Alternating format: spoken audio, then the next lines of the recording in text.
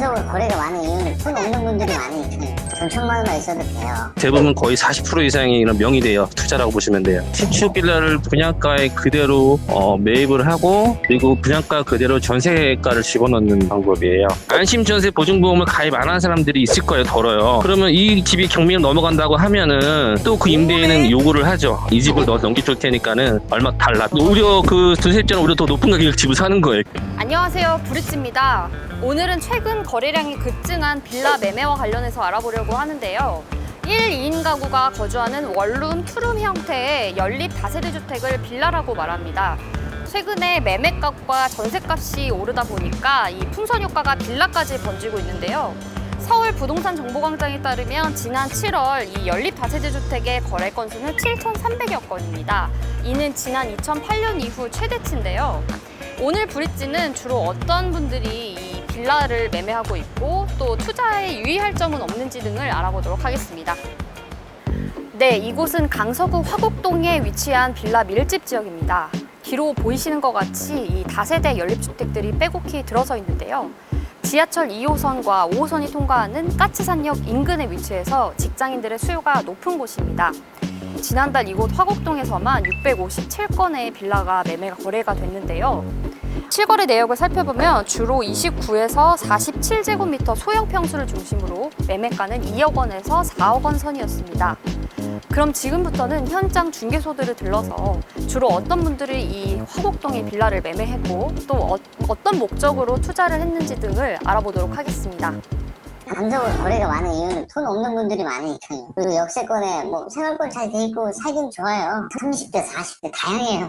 다양하게 투자하세요. 금액이 작기 때문에 다른 동네보다 강남권이나 관악구나 비싸잖아요. 더 비싸기 때문에 좀 이제 들어가기가 편한데 좀 싼 데가 들어가기 편하잖아요. 투자하시는 분들, 처음 하시는 분들이 돈 많이 투자 안 하면서 시작할 수 있으니까요. 전세랑 매매랑 이 특성상 화곡동이 약간 갭이 거의 없어요. 이 동네는 약간 분위기가 처음부터 그랬어요. 아직까지 계속 그러고 있고요. 돈 1,000만 원만 있어도 돼요. 근데 그전보다는 좀 덜해요. 거의 무갭은 조금 예전보다는 힘들고요. 500에서 1,000 정도 갭을 놔야지 돼요. 왜냐면 요새 방송들이 많이 탔잖아요. 좀 강서구 화곡동 같은 경우에는 매매나 전세랑 금액 차이가 없어요. 500이나 1,000만 원 정도 넣으시면 좀 잘 나가긴 해요. 실거주용도 한 50%. 어떻게 투자 얘기하는 거는 보통 자기 돈이 들어가야 투자거든요. 갭 차이 2, 3천. 근데 그것도 일부 있지만은 대부분 거의 40% 이상이 이런 명의대여 투자라고 보시면 돼요. 신축 빌라를 분양가에 그대로 매입을 하고 그리고 분양가 그대로 전세가를 집어넣는 방법이에요. 그리고 피를 받죠. 명의대여해준 대가로. 또 건축주한테도 수수료를 받아요. 최당 뭐 100에서 300까지. 전세 자금 대출은 정부에서 90%까지 기준 시가의 150%를 대출을 해주거든요. 그거를 이용하는 거죠. 강서구 쪽에 가장 심하고요. 또 은평구도 지금 일부 진행하는 곳들이 있어요. 그걸 전문적으로 하는 또 브로커들이 있고요. 명의대주는 업체들이. 조정 대상 지역에는 두 채 이상부터는 8%잖아요. 1%에 맞출 수 있는 신규 명의자들을 데리고 오죠. 무주택자들. 특히 이곳 화곡동에선 매매가와 전세가 차이가 크지 않다 보니 갭 투자자가 많은 것을 알 수 있었습니다. 투자금 없이 빌라를 매매하는 무갭 투자는 매매가보다 높은 전세가를 산정하면서 나타나는 거래입니다. 먼저 건축주는 분양대행사에게 수수료를 지급할 테니 빌라 매매자와 세입자를 구해달라고 요청합니다. 분양대행사는 전세대출 이자를 일부 지원해준다며 세입자를 모집합니다.